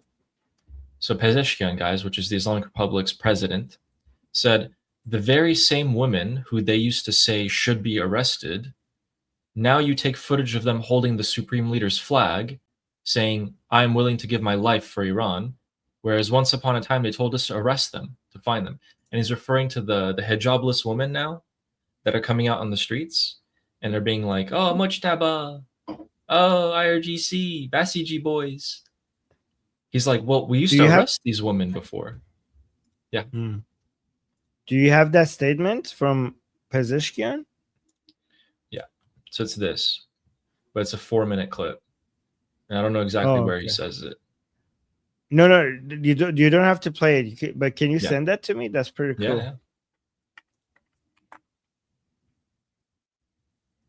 Ooh, this is gonna piss off some. By the way, guys, a lot of people who think that Pezeshkian saying these things, that means that they're gonna eliminate him at some point. Don't be so sure about that, okay? Because the Islamic Republic has a bad experience in getting rid of their scapegoats. Okay, so you might like, oh my God, Pezeshkian is saying too much. We're gonna see why is he still alive? Well, because he's the perfect scapegoat. Like, why would they get rid of him? At some point, the Islamic Republic got rid of too many so-called reformers, and that caused the your so-called hardliners to not have enough reformers to complain about, and they turned against each other. So why would they get rid of Pezeshkian? He's the Pezeshkian has been the perfect reformer. He's a reformer that is such a good boy, like a puppet. Like, he dances when he tells you to, you tell him to dance. He sings when you tell him to sing. He's such a perfect fake reformist scapegoat for everything the Islamic Republic wanting to blame. They could blame it on him. Yeah, exactly. Started saying exactly. He's more useful alive. He has been the most, because the Islamic Republic engineers these reformers in a lab, and they bring them out and they experiment on them, and once they're done with them, they get rid of them. That no so-called reformer has been a better scapegoat for the Islamic Republic than Pezeshkian. He's the perfect so-called reformer, fake opposition, exactly. So why would they get rid of him? Why would you get rid of someone? Yeah. Yeah, why would you get rid of someone who you can have a lot of the regime supporters hate? They hate this one guy. He's come out and he says all these statements, and everyone's like, yeah, we hate him. So you're like, oh my God, wait. We have everyone on the same page about hating Pezeshkian. Wait, maybe we should give him bodyguards now in case someone does something to him. Yeah. Exactly. If anything happens to Pezeshkian, is because they created so much hate against them that they couldn't control. They couldn't control the people that they basically turned against them, and then somebody managed to get his hands on him. Yeah. Also, shout out to the loved one watching. Thank you. I appreciate you. Just got a message from in Iran. Wait, we got super chat. Oh yeah. Wait, whose loved one? One of mine. Oh. Oh, okay. Oh, wow. Okay. Oh, wait, you have somebody from Iran that is watching right now. Yeah. Oh. I just got a Telegram message. Yeah. Oh, that's so sweet. Hi. Yeah. Wow. Okay. Hi. That's so cute. Okay. Love it. Love it. Okay. Stay safe. Please be careful. Yeah. Let me do some super chats. Hezi is saying they want to over Durka the Supreme Durka. Perfect. Perfect summary. Love it, Hezi. Very good. Very good. Okay. And Lior is saying, if you had, thank you, Lior, for the super chat, saying if you had to estimate what is the percentage of Artesh who are Pahlavi supporters or would defect if given the opportunity and fight with the people? Oof, so hard to say. So hard to say. We could give you a better number of who would defect given the opportunity and fight with the people. It's harder to say how many of them would be Pahlavi supporters. Let me give you actually, Ali, what do you think about this answer? Okay. I think it depends at what point in the revolution you're talking about, right? I would bet that more percentage than people anticipate from the Artesh will be okay with that, but only when it's safe, okay? Only when they know they're not going to get like executed. There is, so I would say, not the leadership, but from the body of the Artesh, I would say that if we get closer to the final collapse, a vast majority of them. Yeah. But only when it gets to the point where it's very clear to them that this is happening. I would say from the body of that, that's the problem. The problem is that most of them are not willing to come out and do it until they have a guaranteed result guaranteed idea, like it's guaranteed to them in their mind that okay, the Islamic Republic is falling. But once it gets to that point, I would say the vast majority of them. What do you think? Yeah, I think maybe like upwards of 60% when that happens. Oh, Gandalf is here. oh okay. Oh, wait, yeah, he can also, answer. Wait, oh hold yeah, on. and then okay, so I had someone in my discussion group a couple nights ago who said that, hey, the person I'm talking to and people around them in Iran are saying, okay, we're kind of like, they in particular, okay, just them, but they were saying like, oh man, Pahlavi hasn't been saying anything or doing anything in a while. Now we want to go to Netanyahu because Trump's backing off too. And I told them, I'm like, the same people right now who are saying, oh, Pahlavi's backing off, Trump's backing off, maybe Netanyahu's still, our best hope, will be the same people shouting Javid Shah when the people come out again. When the momentum starts and people start seeing things are happening, the Ayatollahs are going to come out. When it's actually going to happen, Israel is going to activate its assets. Prince Reza Pahlavi is going to activate his assets. When we know it's going to happen, it's going to happen quick. Look who's here! Welcome. Gandalf! Hey, Gandalf is back! Hey, Gandalf, we missed you. Durut, durut. Oh my god. Gandalf is here. Oh my god, hey, okay, we missed you. Fantastic. He's saying Durud, hello and shalom, guys. Oh, hello, Durud and shalom. Durud Gandalf. Okay. So Gandalf, guys, is from Iran. We missed him. Okay. Yeah, the Persian Discord server has been very active, like today. Whoa, I should go there after this. Is it still active right now?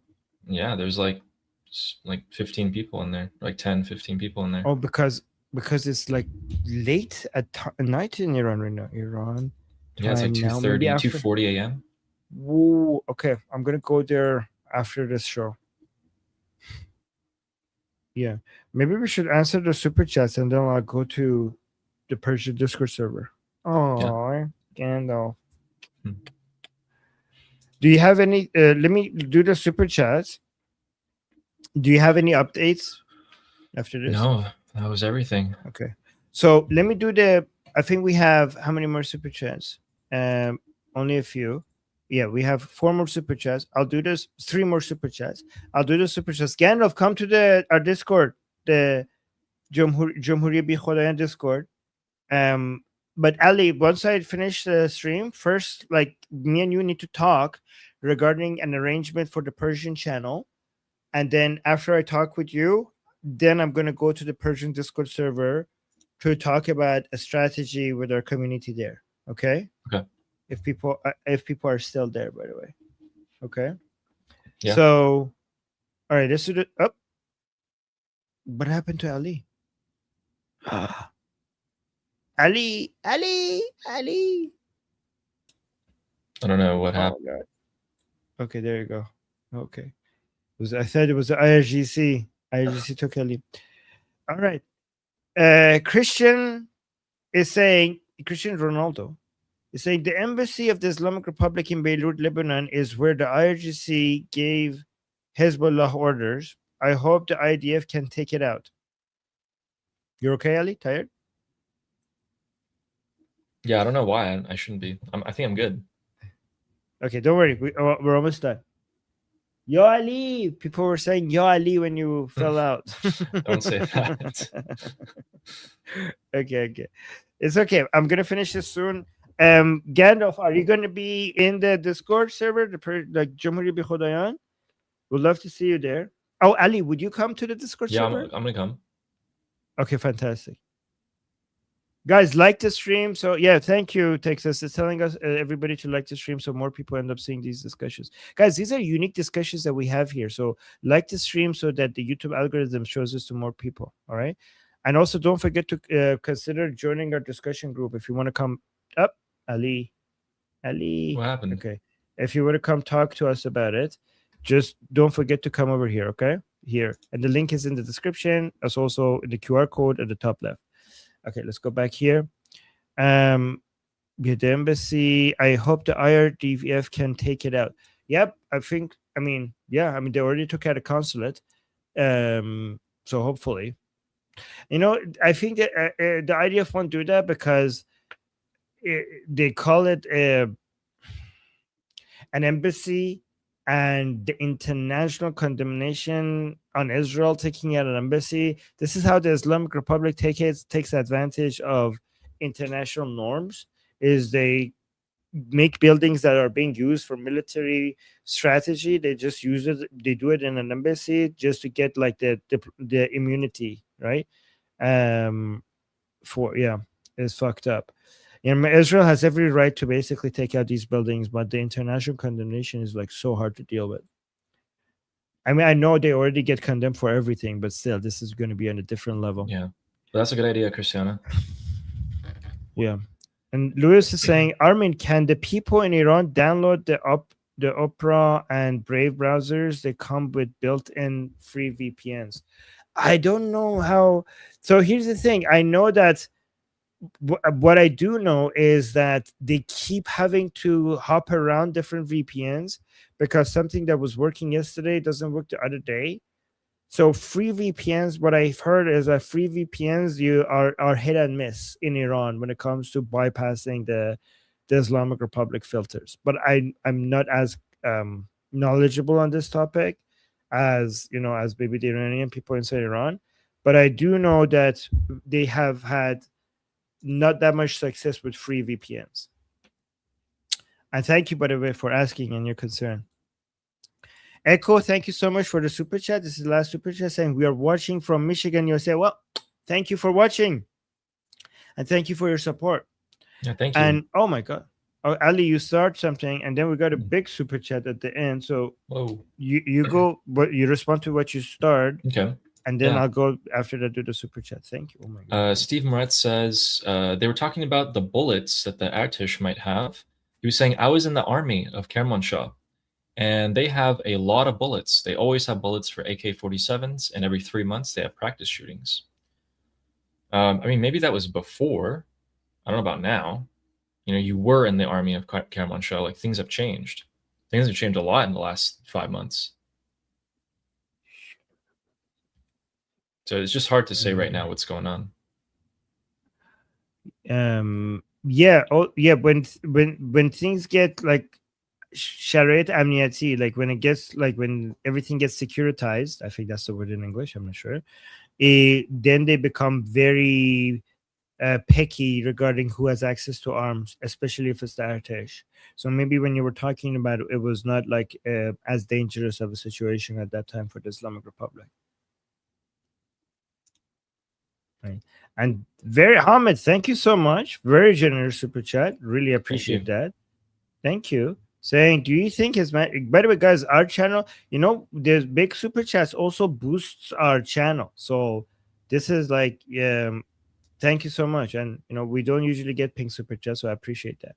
Hamid saying, do you think His Majesty Pahlavi should focus more on the people of Iran and give more emphasis to military aid from Israel rather than Europe and USA, because the Arabs and the Westerners cannot tolerate a strong Iran in the Middle East?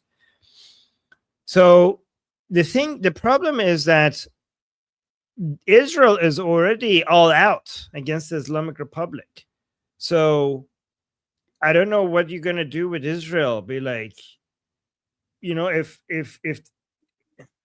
Israel already has a maximum aggression strategy against the Islamic Republic, they don't need much of a convincing. They don't need much of a talking to.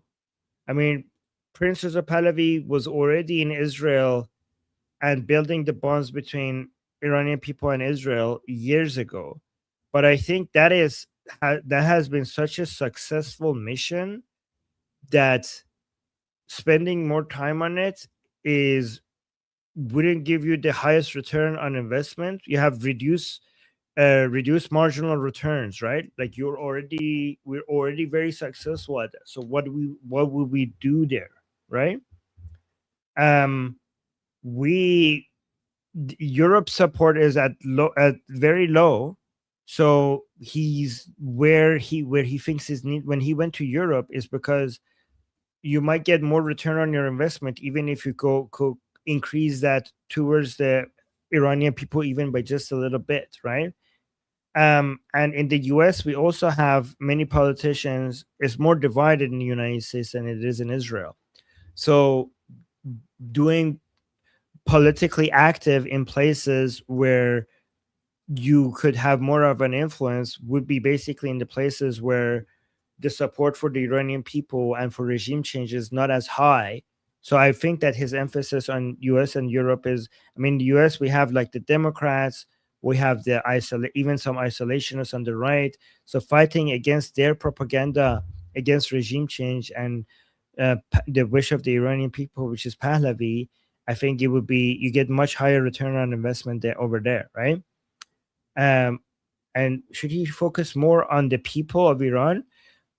I don't know how Prince Reza Pahlavi could focus more on the people of Iran, given that he always focuses on the people of Iran. Like everywhere he goes and every time he talks, he brings the attention back to the people of Iran. So I don't know how he could do it even more. His entire obsession for the past 40 years has been on the people of Iran and bringing power to the people of Iran and empowering them and giving sovereignty to them and giving control to them over their own destiny. So the thing is that if you're talking about focusing by talking to the Iranian people, he's and basically organizing them and managing them. He's also has done that at the highest level with Nufti, with Iran Prosperity Project, and everything else. Like I can't even imagine what else he could do. What the Iranian people need right now is more military support, and in my opinion, they also need to be armed. And there is no way for Princess of Pahlavi to get military support for the Iranian people against the Islamic Republic. Because when it comes to organization, when it comes to networking, when it comes to creating the Garda Javidan, the Immortal Guards, when it comes to the IPP project, when it comes to everything, all the structure, the team, the communication, the networks that he has created, he has already done everything to the max. The one thing that the Iranian people don't have right now is armed support or being armed themselves. And the only way you could do that is by talking to these, because he doesn't have an army of himself. So he needs to focus on United States and, Europe. And he's saying because the Arabs and Westerners cannot tolerate a strong Iran in the Middle East. Well, it depends on which countries you're talking about, right? I mean, United States would really love to have, it would be the best interest of, I think it would be the best interest of the entire world for Iran to be a strong country in the Middle East. I genuinely, Ali, think that a strong Iran would be actually in the best interest of the Arab countries themselves, but the people of those countries, not maybe the leaders, but the people, right? Like the stability Iraq. that the strong, the stability that a strong Iran will bring to the region will make all the countries in the region more prosperous. Whatever harm we could think of, because a lot of people think that a strong Iran will be in competition to the other countries in the region, and that's why it would not be good for them.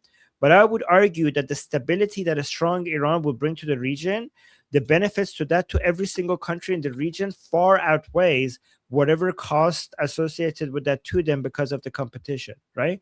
I do agree that the leaders of these countries, some of them would not benefit, but the people of the region and the entire world would benefit from a strong Iran, right? That's my opinion. And that's why we need to appeal to the people. You don't go directly to the politicians, you appeal to the people. And that's what Prince Reza Pahlavi is doing. He's not just talking to the politicians. When he goes to Europe, he tries to talk to the European people because he tries to get the European people to basically pressure the politicians, right? Even if the politicians have their own agenda and motivations, the way that you try to force the hand of the politician is by forcing them by the will of their own people. I know it's a very difficult job, and I'm not saying it will be successful, especially in Europe. That's a hard thing to do, but I think he knows he's doing the exact right thing. I think, like, if you look at where he could be the most effective, even if it's not completely successful, it moves the needle a lot more than in Israel, that you already have gone to the max, right? You have to go to somewhere that you're already at a very low level, so that so for example, if in Israel we're at 98 and in Europe we are at, I don't know, 10, you could go from a 10 to a 15, but it's really hard to get 98 to 100. It's really hard to go from 98 to 100, but you could move a 10 to a 15 in some European countries. Right? Okay, people are agreeing with me in the chat. But that's a very good question. Thank you for asking me. Yeah, Hamid, he's doing his best. Really is. Yeah. Okay, guys, thank you so much for the very generous and kind support, guys. Our channel, even though our channel is not growing as it used to, the smaller community is more supportive than before, right? So we have a small community than before, but we have a much more supportive community than before, which is making it easier for me to basically cancel everything else and focus on this channel. So I really appreciate that. Our growth is very, very slow. So we need to figure out how to fix that. But liking our live streams and other videos helps with that. So thank you. If you could do that, that would be great. Yeah, you guys are all really awesome. Yeah. Yes. I want to give you 2 rumors before we go. Ooh. Rumors, okay? Unconfirmed reports say that early this morning, a flight from Tehran went to Moscow.